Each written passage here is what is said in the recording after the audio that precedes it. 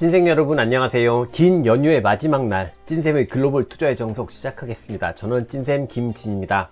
미국 증시 기준으로 보면 슈퍼데이가 지나갔습니다. 오늘 아침에는 그래가지고 제가 이것저것 진짜 챙길 게 너무 많아가지고요. 와, 이건 내가 연휴를 지금 보내고 있는 게 맞나? 이런 생각이 들기도 했습니다. 그래도 나름 좀 부지런을 떨면서 업데이트를 했으니까 오늘 제 방송 보시면서 여러분들 투자에 조금이라도 도움되는 포인트들 가져가셨으면 좋겠다. 이런 생각을 합니다.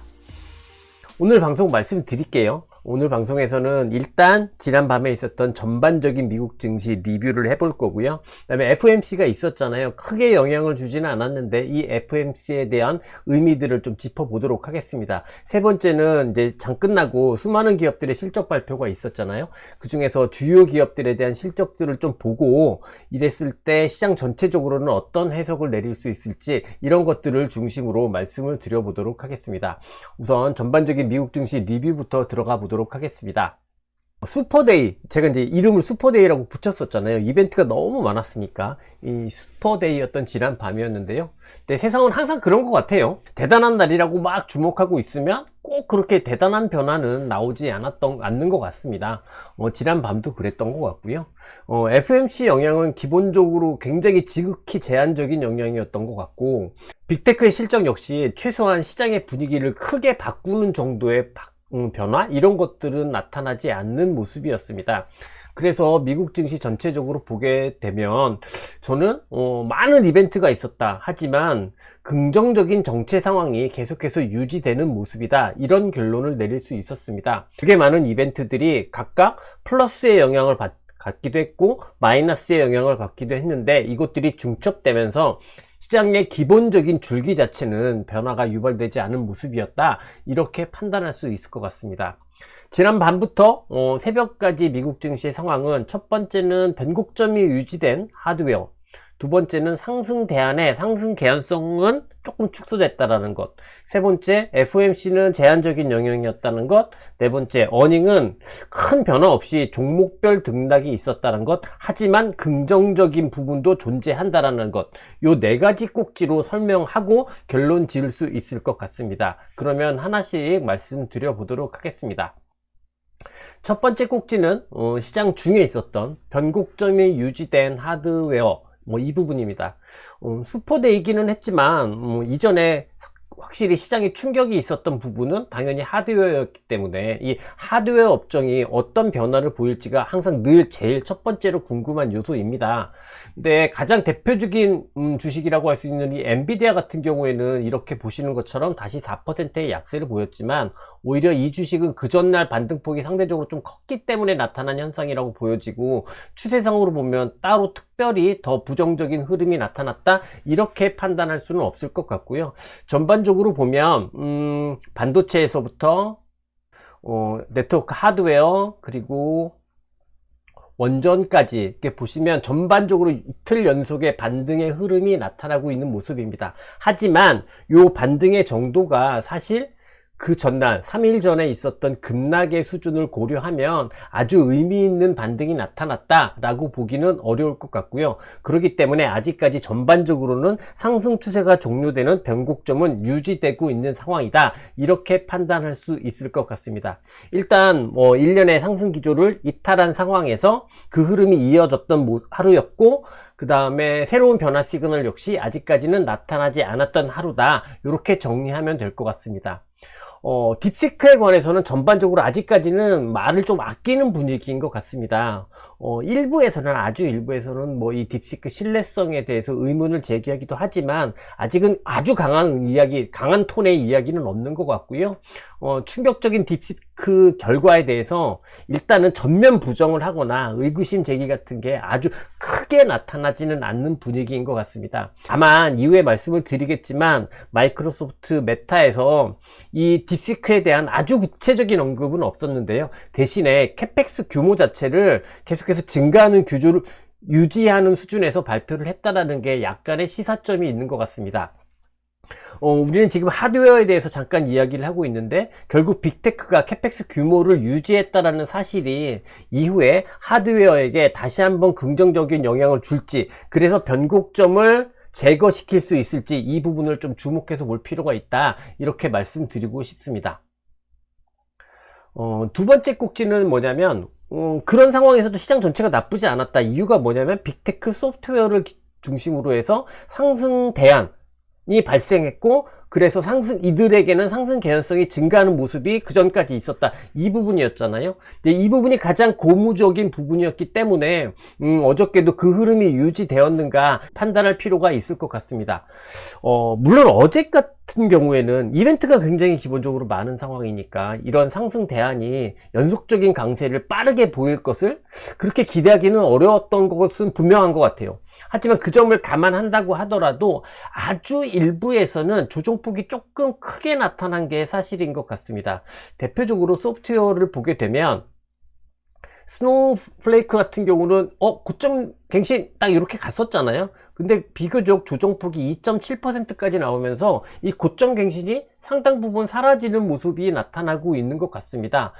스노우플레이크만 그런 모습을 보여준 건 아니고 세일스포스 같은 경우에도 이 고점까지 빠르게 다다른 상황에서 조정을 보였거든요. 근데 세일스포스 같은 경우 지금 시간에서 실적 발표를 한 건 아니지만 2.5% 정도 추가적인 약세가 나타나고 있어요. 그래서 이런 종목들, 소프트웨어의 일부 종목들을 중심으로 해서는 상승 개연성이 조금 축소되었다, 이런 모습이 나타났다 라고 판단할 수 있을 것 같습니다.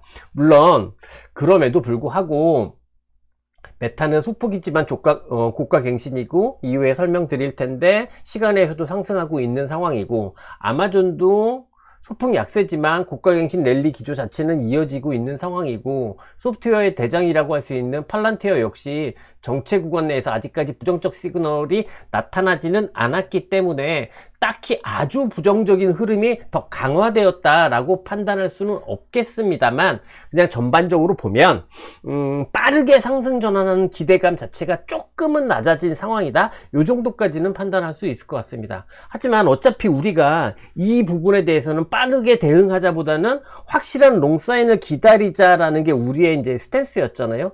그러면 지난 밤까지의 흐름을 볼 때 우리의 기존의 스탠스를 바꿀 만한 변화는 없었다, 그냥 요 정도만 판단하면 되지 않을까, 이렇게 생각을 합니다.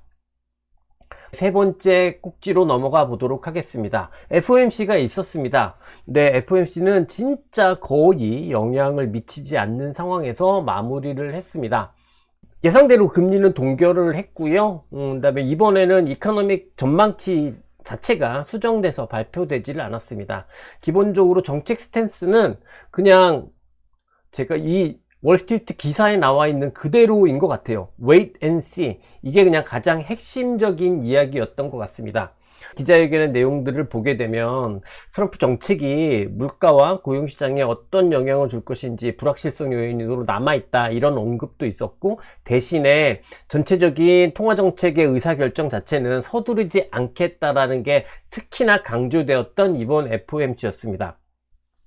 지난 금요일 같은 경우에 트럼프 대통령이 금리 인하를 원한다라고 아주 적극적인 언급을 했었잖아요. 근데 이 적극적인 언급에 대해서 FOMC는 반응하지 않았다, 이렇게 정리할 수 있을 것 같네요. 그래서 금리도 오늘은 뭐 특별히 보여드리지는 않겠습니다만 잠깐 보고 가겠습니다. 금리도 보면 2년물 금리, 10년물 금리 특별히 변하지 않는 상황에서 소폭의 등락만 있었던, 딱 금리의 동향만 보면 이날 오늘 FOMC가 있었나? 요렇게 생각이 들 정도의 특별한 변화가 없었던 그런 하루였습니다. 금리도 이런 변화를 보이지 않았기 때문에 증시는 당연히 큰 영향을 받지 않았겠죠. 그나마 이제 좀 역할을 했다라고 한다면 장중에 좀 조정폭이 커지는데 FOMC를 기점으로 해서 그래도 하락이 조금 방어되는 역할을 했다, 그 정도가 FOMC가 증시에 줬던 영향이지 않을까, 이렇게 생각을 합니다. FOMC에 대해서 가장 핵심적인 포인트는 뭐냐면, 시장에서 기본적으로 생각하고 있는 금리 인하 시점에 대한 변화가 어떤 수준으로 전개될 것이냐, 이 부분이라고 말씀을 드렸잖아요. 이거에 대해서 페드와치를 가지고 말씀을 드려보면, 이거는 지금 3월 인하 가능성인데요, 3월 인하 가능성은 보시는 것처럼 낮아졌습니다. 그리고 5월 인하 가능성도 보시는 것처럼 조금 낮아졌습니다. 대신에 6월 인하 가능성이 조금 증가를 했습니다. 이렇게 보시는 것처럼 조금 증가를 했습니다. 그런데 이 폭 자체가, 수준 자체가 아주 큰 폭의 드라마틱한 변화가 있었던 건 아니기 때문에 결국 FOMC의 영향은 지극히 제한적이었다, 이렇게 정리해서 넘어가면 될 것 같습니다. 이제 마지막 꼭지에 대해서 말씀을 드려보도록 하겠습니다. 어닝인데요. 주요 기업들의 어닝을 이제 좀 하나씩 뭐 아주 자세하게는 아니지만 중요한 부분만 짚어볼 텐데요. 전체적으로 보면은 종목별 등락인데 분명히 긍정 요인이 조금 존재한다, 이렇게 말씀드리고 싶습니다. 우선 마이크로소프트부터 보도록 하겠습니다. 마이크로소프트 같은 경우에는 사실 실적 자체로 보면은 기본적으로 그냥 무난한 실적이 발표됐다라고 생각을 합니다. 실적상에서 그나마 꼬투리를 잡을 수 있다고 하면 애저라고 하죠. 마이크로소프트의 클라우드 이쪽의 성장이 원래 33% 예상이었는데 31% 성장으로 예상치보다 2% 정도 모자랐다? 이게 그나마 꼬투리 요인인 것 같은데요. 제가 생각할 때 아주 핵심적인 꼬투리 요인이다, 이렇게 보기는 어려울 것 같아요. 굉장히 뭐 안 좋은 실적이 발표였다, 이렇게 판단하기는 어렵다, 이렇게 말씀드리고 싶습니다. 이제 딥시크에 관해서 과연 이제 빅테크들이 어떤 이야기를 할 것이냐, 이게 이제 되게 이제 궁금한 부분이었잖아요. 그런데 딥시크에 관해서 몇 가지 혁신이 있다 정도의 언급만 했지 그 이상의 구체적인 언급은 없었던 것 같습니다. 대신에 캐펙스 규모는 지난 1월 5일이었죠. 지난 1월 5일 날 연간 캐펙스 규모를 발표를 했잖아요. 거기서 수정하지 않은 상태에서 유지하면서 발표를 했습니다. 2026년 같은 경우에는 증가율이 둔화될 가능성이 있다라고 이야기하고 있습니다만, 올해까지 기본적으로 캐펙스 규모 자체가, 25년까지 캐펙스 규모 자체가 굉장히 큰 상황이기 때문에 2026년에 캐펙스의 증가율이 둔화된다라는 게 큰 변화다, 이렇게 보기는 조금 어렵지 않나 라고 생각을 합니다. 그래서 전반적으로 보면 특별하게 부정적일 것은 없는데 여러분도 아시겠지만 시간에서 이제 5%대 5% 약간 안 되는 수준의 주가 하락이 있는 것 같습니다. 그런데 마이크로소프트의 주가 상황에서 한번 보도록 하면, 최근에 마이크로소프트가 오히려 이제 주가가 상승했었잖아요. 그리고 지금 5% 정도의 주가 하락 수준이라고 하면 요 정도 수준입니다. 네, 요 정도 수준이기 때문에 실제로 결국 기존에 있었던 마이크로소프트가 가지고 있었던 이 박스권의 레인지는 유지되고 있는 수준의 주가 약세, 시간의 약세가 나타나고 있다, 이렇게 판단할 수 있을 것 같고, 그렇다면 최소한 변곡점은 발생하지 않았다, 이렇게 정리할 수 있을 것 같습니다. 두 번째는 메타인데요. 메타 같은 경우에는 실적이 굉장히 좋게 나왔습니다. 기실적 그리고 가이던스 모두 다 시장 예상치를 상회하는 수치로 발표가 됐습니다. 그리고 아시겠지만 주가는 2% 이상의 상승 상황입니다. 근데 최근에 이제 메타를 보게 되면 고가갱신 상황이잖아요. 그리고 2%대 상승이라고 한다면 이 정도 수준까지 올라가는 거기 때문에 상승 추세가 강화되는 흐름, 그래서 얘만 보면 또 이제 약간의 롱사인이 나왔다라고 볼 수도 있는 수준인 것 같기는 합니다. 근데 이제 메타만 롱사인이 아주 강력한 수준으로 나온 건 아니기 때문에 그렇게 흥분할 정도의 롱사인이다, 시간의 강세다, 이렇게 보기는 조금 어려울 것 같고요. 전반적으로 메타 역시 마찬가지로 딥시크에 관해서 직접적인 언급은 없었고요. 대신에 캐펙스 규모 자체는 지난번에 저커버그도 증액하겠다고 이야기를 했었단 말이죠. 그리고 그 증액한 규모 자체를 유지하는 수준에서 발표를 했습니다. 그러니까 크게 바뀌지 않은 상황에서 메타는 꽤 긍정적이고 나름 견조한 흐름 속에서 마무리를 했다. 실적 이후에 또 주가는 전개 중에 있다, 이렇게 정리하면 될 것 같습니다. 세 번째로 볼 거는 테슬라입니다. 테슬라 같은 경우에는 실적이 미스가 났습니다. 거의 진짜 전체 헤드라인에서 보면은 EV 부진 때문에 실적 자체는 미스가 났고, 가이던스 역시 시장의 예상치보다 하회하는 수준으로 발표가 됐습니다. 그런데 이제 주가는 아시다시피 4%대의 상승입니다. 이걸 보면서 우리가 확인할 수 있는 건 뭘까요? 결국 우리가 테슬라에 관해서는 EV 라는 부분에 실적 호전을 기대하면서 주가가 상승한 게 아니기 때문에 결국 실적이 그렇게 중요하진 않다라고 우리는 이미 판단해 왔었잖아요. 근데 기존에 우리가 가지고 있었던 이 판단이 유효하다라는 걸 재확인할 수 있었다. 이렇게 말씀드릴 수 있겠습니다. 뭐 ESS 쪽이 그나마 재무제표에서 가장 빠르게 반영되고 있는 성장 요소인 것 같은데요. ESS 쪽은 굉장히 견조한 성장이 재확인되고 있는 것 같고요.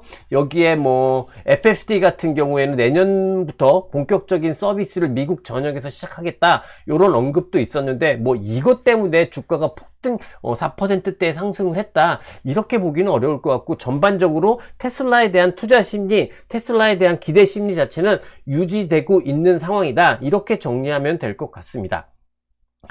시간의 상승에 한 4% 정도대 상승이 나오고 있잖아요. 그러면 테슬라를 보게 되면, 근데 테슬라라는 주식이 워낙 최근에 정체권에 갇혀 있는 모습이고, 최근 어저께 종가까지 보면 이 정체권의 하단에 있는 상황이고, 그리고 테슬라라는 주식의 변동성이 높잖아요. 다른 빅테크들에 비해서. 그걸 감안해 보면 4%대의 상승이라고 하더라도 기존에 있었던 정체권 범위를 넘어서는 그 이상의 롱사인이 나올 수 있는 그 정도의 상승은 아니다 라고 볼 수 있을 것 같고요. 그러니까 기존에 있었던 이 안정 조정을 유지시키는 상황이 이어지고 있다. 긍정적인 포인트라면 안정조정 유지이다 이렇게 정리하면 되지 않을까 라고 생각을 합니다. 이제 마지막으로 실적에 대해서 좀 말씀드리고 싶은 종목은 IBM입니다. 이게 이제 굉장히 인상적인 흐름이 IBM에서 저는 나타났다라고 보여지는데요. 실적 발표 이후에 거의 한 9% 가까운 주가 상승이 있는 모습입니다. 시간의 상승까지 감안하면 신고가 랠리가 이어지고 있다, 롱사인이 나왔다라고 볼 수 있을 것 같습니다. 실적 전반으로 보게 되면요, 아주 서프라이즈한 실적이 나왔다 이렇게 보기는 어려울 것 같아요. EPS 예상 기준으로 봤을 때 시장의 컨센서스가 3.78불인데 3.92불 정도로 발표가 됐거든요. 그러니까 서프라이즈긴 하죠. 서프라이즈긴 한데 IBM이라는 주가가 그동안 빠졌던 주가도 아니고, 그 다음에 IBM이 굉장히 무거운 주식이라는 걸 감안하면 이 정도 EPS의 성장을 가지고 주가가 이렇게 반응하는 건 굉장히 이례적이라고 생각을 합니다. 다만 제가 조금 주목하고 싶은 부분은 어느 부분이냐면, IBM 소프트웨어 세그먼트에서 성장이 10.4% 두 자릿수대의 성장을 보였다라는 게 가장 주목할 만한 부분이 아닌가라고 생각을 합니다. 실제로 이 부분이 발표되면서 IBM의 주가가 본격적으로 8%, 9%, 10% 가까운 상승을 보이기 시작을 했거든요. 그래서 결국은 저는 이런 부분들을 생각하고 싶습니다. 시장에서 AI 소프트웨어에 대한 시장의 힘은 여전히 강력하다 라는 걸 판단할 수 있는 부분이 아닌가, 이런 생각을 해보게 됩니다. 제가 이제 양자 컴퓨팅 관련해서도 실제로 이제 양자 컴퓨팅을 현실화시키는 데 가장 앞서 있는 기업은 IBM이다 이런 말씀을 드린 바 있잖아요. 그때도 양자 컴퓨팅 관련해서도 뭐 이렇게 다른 아이온큐 뭐 이런 거 하지만 실제로 가장 가까운 주식은 IBM인데, 대신에 IBM은 엄청 무겁다, 그러니까 그거를 좀 고려하셔야 된다 이렇게 말씀드린 바 있지 않습니까? 그런 상황에서 얘가 실적 발표 이후에 주가가 9%면 지금 여기에 떠 있다는 얘기거든요. 그럼 이건 진짜 대단한 움직임이라고, 제가 그동안 미국 증시를 본 다음에 이런 흐름은 본 적이 없었던 것 같거든요. 그래서 진짜 대단한 흐름이 나타나고 있다라고 판단이 들어요. 그렇기 때문에 앞서 말씀드린 대로 AI 소프트웨어에 대한 시장의 기대감은 굉장히 유효한 상태이구나. 더 나아가서 IBM까지도 이렇게 만들 수 있다라면 시장의 버블의 힘은 여전히 유효하구나, 이렇게도 판단할 수 있는 부분이 아닐까, 이렇게 말씀드리고 싶습니다. 너무 공격적인가요? 아무튼 그렇습니다. 제 판단은 최소한 그렇습니다. 그래서 어닝을 전반적으로 조금 정리를 해보면, 일단 마이크로소프트가 빠지고 있지만 실적을 발표한 기업 중에서 물론 다른 기업들 램리서치 실적 발표하고 6% 뜨기도 하고 다른 기업들도 전반적으로 좀 분위기가 좋기는 합니다. 주요 기업들만 본 건데요, 어찌됐던 실적을 발표한 기업 중에 최소한 마이크로소프트가 빠지긴 했지만 변곡점이라고 볼 수는 없고, 그럼 최소한 셀사인은 없다라고 말씀드릴 수 있을 것 같습니다. 대신에 IBM에서는 롱사인이 나왔다라고 보여집니다. 그러면 시장 투자 심리 자체는 기본적으로 긍정적으로 유지되고 있는 상황이라는 거, 그리고 소프트웨어에 대한 관심은 의외로 점점점 넓어지고 있고 확장되고 있는 상황이라는 거, 이 정도는 판단할 수 있을 것 같습니다. 그래서 슈퍼데이를 기점으로 해서 아주 유의미한 긍정적인 결과가 나타났다, 이렇게까지 말씀드릴 수는 없겠습니다만 최소한 그래도 부정적이지는 않았다라고 말씀드릴 수 있을 것 같습니다.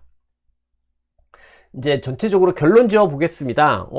정말 많은 이벤트가 있었던 지난 밤인데요. 그 많은 이벤트를 지루하게 길게 말씀드리고 싶지 않아서 되게 말도 빠르게 하면서 빠르게 넘어갔는데 잘 전달이 되었으면 좋겠습니다. 어찌됐든 진짜 많은 이벤트가 있었던 지난 밤인데요. 결국 실적 이벤트까지 고려하더라도 기본적으로 큰 변화가 예상되지는 않는 상황이라고 말씀드릴 수 있겠습니다. 빅테크, 소프트웨어를 중심으로 재부각되고 있는 상승 대안이 빠르게 상승 전환할 가능성이 진짜 커졌다, 여기까지는 나오지 않은 건 조금 아쉽다라고 말씀드릴 수 있겠지만, 최소한 이벤트를 어찌 보면은 사실 딥시크 이후에 시장 심리가 급격하게 나빠지는 거 아니야? 이런 부분들을 걱정했었잖아요. 하지만 최소한 이 슈퍼데이를 기점으로 해서 하락의 변곡점은 만들어지지 않았던 것 같습니다. 그리고 앞서 제가 IBM이나 테슬라를 보면서 말씀드렸듯이 AI에 대한 긍정적인 투자 심리 자체는 유지되고 있다는 신호도 발견이 됩니다. 그러니까 기본적으로 안정 조정 자체가, 지수로 보더라도 안정 조정 상태가 유지되고 있는 모습으로 보여지잖아요. 안정 조정 상태가 유지되고 있는 상황이고 투자 심리도 살아 있어서 기본적으로 상승 추세가 상실될 위험은 크지 않는 수준에서 마무리를 한 것 같다. 그리고 오늘 밤도 바라볼 수 있을 것 같다, 이렇게 정리할 수 있겠습니다. 당장 강력한 상승 전환을 기대하기는 어렵다고 하더라도, 요 정도만 나온다고 하더라도 딥시크 때문에 투자 심리가 급격하게 축소되지 않을까 하는 걱정이 있었는데, 이 걱정은 상당 부분 해소를 시켜준 것이 아닌가, 이렇게 말씀드리고 싶습니다. 오늘 밤 체크포인트 말씀드리겠습니다. 오늘 밤에는 미국 GDP 발표가 예정이 되어 있습니다. 아마 큰 영향을 주지는 않을 것 같고요. 전반적인 동향만, GDP가 뭐 어떻게 나오고 있나, 요 정도만 파악을 해주시면 좋을 것 같고요. 내일 새벽에는 애플의 실적 발표가 예정이 되어 있습니다. 애플 같은 경우에는 사실 시장에서 이제 뭐 LLM에 대한 주목이 크잖아요. 근데 애플은 LLM에서 메이저 플레이어는 아니기 때문에 이 LLM보다는 오히려 엣지 AI, 온디바이스 AI에 대해서 애플의 비전이 어떻게 될 것인지, 이런 것들을 확인하는 게 가장 중요한 요소가 되지 않을까, 일단 이렇게 저는 생각을 합니다. 애플 역시 저는 테슬라하고 같은 관점에서 봐야 된다고 생각을 하거든요. 캐시카우에서 뭔가 실적이 부진한 것, 이런 것들은 결국 궁극적인 주가의 하락 요인은 될 수 없다라고 생각을 합니다. 앞서 봤듯이 테슬라에서 EV가 부진했지만 주가 충격이 없잖아요. 마찬가지로 애플에서도 아이폰이 뭐 그렇게 좋지 않더라도, 실제로 그렇게 좋지 않더라도 주가 부진으로 이어질 가능성은 낮다, 이렇게 저는 판단하고 싶거든요. 그 상황에서 온디바이스, 엣지 AI를 통해서 애플이 새로운 비전을 제시하는지 못하는지, 이걸 우리는 주목해서 봐야 한다, 이렇게 다시 한번 말씀드리고 싶습니다. 롱사인을 아주 강력하게 기대할 수는 없는 상황이라서 이게 뭐 아쉬우면 아쉽다라고 말씀드릴 수 있겠지만, 추세로도 내용적으로도 상승 추세 상황이기 때문에 위험을 크게 뭐 인식할 필요는 없을 것 같고요. 오히려 저는 미시적으로 조금 주목하고 싶은 부분은 마이크로소프트 그리고 메타에서 흔들리지 않고 캐펙스 수준을 발표를 했잖아요. 그랬다면 하드웨어가 어찌됐든 캐펙스가 유지되고 있는 상황이니까 지난번에 쇼크를 받았던 하드웨어가 일정 수준 이상 추세적인 회복세를 보여줄 것인가, 오늘 밤부터, 이게 오히려 더 주목해야 되는 포인트가 아닐까라고 말씀드리고 싶습니다. 저는 진짜 나왔으면 좋겠거든요. 진짜 나왔으면 좋겠는데 나오지 않더라도 우리가 크게 실망할 이유는 실망스럽겠죠. 근데 나오지 않다 하더라도 이걸 가지고 뭐 시장 전체를 그렇게 다르게 판단할 이유는 없을 것 같고, 다만 캐펙스가 계속 유지되는 거로 발표됐음에도 불구하고 하드웨어에서 빠른 회복이 없다면 하드웨어 하나만큼은 일단 이번에 발생한 변곡점이 상당히 오래갈 위험이 증가하고 있다, 이렇게 우리는 좀 받아들여야 할 것 같다, 이 말씀까지 마지막으로 드리고 싶습니다. 마지막으로 전망 전략 쪽으로 가보도록 하겠습니다. 우리는 기본적으로 전략을 정할 때 빅테크하고 소프트웨어가 상승 대안이 될 것 같다 라고 생각을 했지만 이에 대해서 반응은 하지는 않았죠. 그리고 슈퍼데이가 지나고 났는데 아주 강력한 롱사인이 나왔다, 의미 있는 변화가 나타났다, 요거는 아니라고 하겠습니다. 다만 기본적으로 시장의 상승 개념 자체는 유지 중이라고 확인이 되고 이 부분은 긍정적인 포인트라고 생각이 들거든요. 더더욱 버블이 꺼지지 않고 있다라는 징후도 저는 뭐 테슬라를 보거나 IBM을 보거나 이런 곳에서 확인이 된다라고 말씀드리고 싶습니다. 따라서 기본적으로 주식 비중을 추가적으로 하향 조정시킬 이유는 없다 생각을 하고 기존의 주식 비중 60에서 70% 수준, 이 수준을 유지한 상황에서 정말 확실한 롱사인들을 기다리면 되지 않을까 이렇게 생각을 합니다. 뭐 물론 최근 이제 하드웨어가 축소가 됐잖아요. 근데 여기서 여러분들 이제 재량권 IBM 같은 주식 그리고 메타 같은 주식, 이런 주식들은 그래도 롱사인으로 생각할 수 있으니까 이런 주식들을 편입해서 요거보다 조금 더 늘려 가져가는 것도 나쁘지는 않다라고 생각을 합니다만 제가 드리는 가이드라인에 큰 폭으로 변화될 요인은 아니라고 생각을 하고 요 범위 내에서 움직일 수 있는 거라고 생각을 하기 때문에 제가 가이드라인 자체는 수정해서 말씀드리지 않겠습니다만 그나마 긍정적인 부분은 하드웨어 부분에서 좀 옮겨갈 종목들이 비교적 뚜렷하게 IBM이나 메타나 이런 것들을 중심으로 나타났다. 요 정도까지는 말씀드릴 수 있을 것 같습니다. 저는 이렇게 진짜 이 마우스로 글씨 쓰는 건 정말 못 쓰는 것 같아요. 제가 이렇게 칠판 글씨는 못 쓰지 않거든요. 그리고 이제 포트 전략 역시 축소시킨 US 주도주 중심의 전략, 그리고 대신에 이제 핵심 주도주 중에 그리고 소프트웨어 뭐 이런 쪽으로 조금 더 비중이 늘어날 수 있겠죠. 앞서 말씀드린 IBM 메타를 추가로 증액을 한다고 한다면 어찌됐든 기본적으로 주도주를 중심으로 한 미국 주도주를 중심으로 한 포트폴리오 전략 계속 유지한다 이렇게 말씀드리겠습니다. 이상으로 오늘 제가 준비한 내용 다 말씀드렸거든요. 일부러 오늘 내용이 더 막 지루하고 내용이 되게 많잖아요, 그죠? 그리고 이거를 막 조금 더 디테일하게 자세하게 막 말씀드리다 보면은 전체적인 방송이 지루하고 오히려 더 전달이 안 될 것 같아서 오히려 진짜 더 빼고 빼서 제가 생각할 때 핵심적인 부분만 말씀을 드렸는데 어떻게 전달이 됐는지 되게 걱정스럽지만 잘 전달됐을 거라, 그리고 여러분들께 약간의나마 도움이 됐을 거라 이렇게 저는 믿고 싶습니다. 아이고, 연휴 마지막 날이에요. 그죠? 이게 진짜 아쉬운 날입니다. 근데 저는요, 연휴 안 보낸 것 같아요. 연휴를 안 보낸 것 같아요. 매일 방송했잖아요. 연휴를 안 보낸 것 같아서 좀 속상하긴 한데, 대신에, 여러분들이 조금 더 좋아지셨다 하면 제가 엄청 보람을 느낄 수 있지 않을까라고 생각을 합니다. 아무튼 오늘 좀 이 방송만 확인하시고 오늘 연휴 마지막 날까지 편안하게 쉬었으면 좋겠고요. 저도 남은 오후 시간에는 충분히 좀 쉬어보려고 합니다. 그리고 내일 아침 국내 투자의 정석 시간에 뵙도록 하겠습니다. 이상 방송 마무리하겠습니다. 저는 찐생 김진입니다. 끝까지 시청해 주셔서 감사합니다.